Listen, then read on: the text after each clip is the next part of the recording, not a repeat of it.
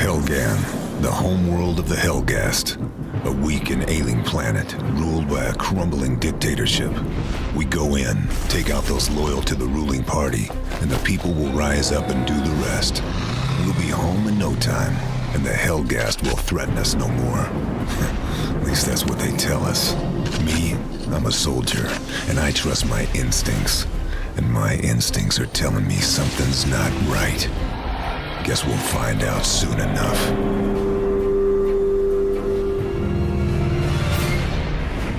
Unleash the whirlwind of our wrath. Our guns never tire, and we have beaten back the foe.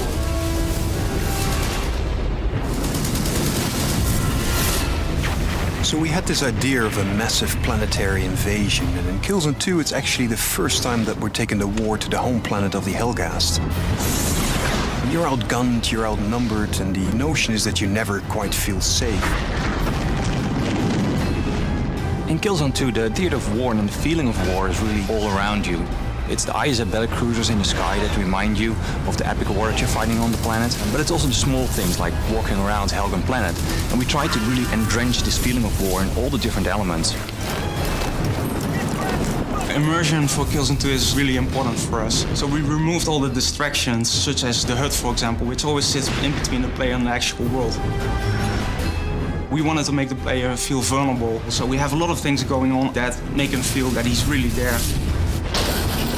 The other thing we try to do is make the player feel physically connected to the world.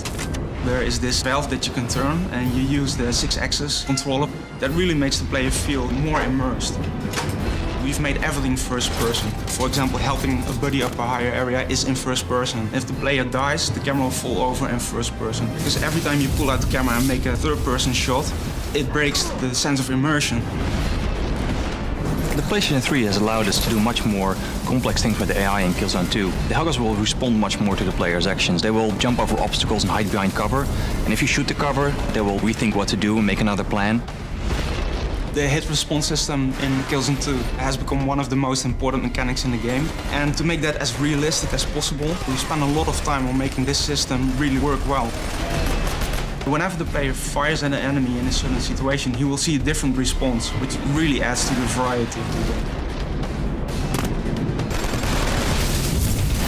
We've invested a lot of time in our animation systems to get a good blend between physics-driven animations combined with mocap and hand-animated. And by doing that, we got this kind of really nice blend of viscerality to the characters. So basically, if you shoot them, everything kind of moves realistically, and we put a lot of effort in that because it's so important. Every hit in our game has got to create a very dramatic impact. You see that in the environments through loads and destructibility, but also on the characters. There's a lot of variety in how your enemies react to your bullets, and that, to us, creates a very unique and innovative gameplay experience.